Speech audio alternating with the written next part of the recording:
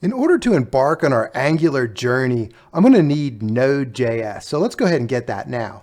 I'm going to go to my Google, search Node.js, just hit enter. And then you can see I have download right here. It's purple because I already downloaded it.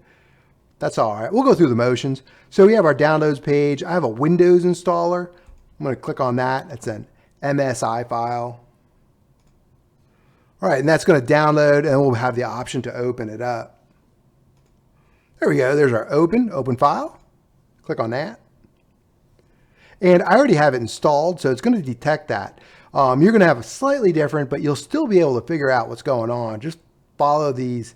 I'm going to hit defaults for everything. And when I did my install, I did defaults for everything too.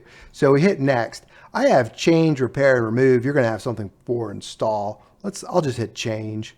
And then everything's going to be default here for me. Next. I am not going to check automatically install necessary tools.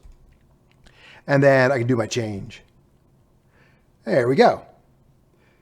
And we're finished. You might have a prompt for if you want to allow Node.js to change your system settings and things like that. You'll have to say yes or you're not going to get Node.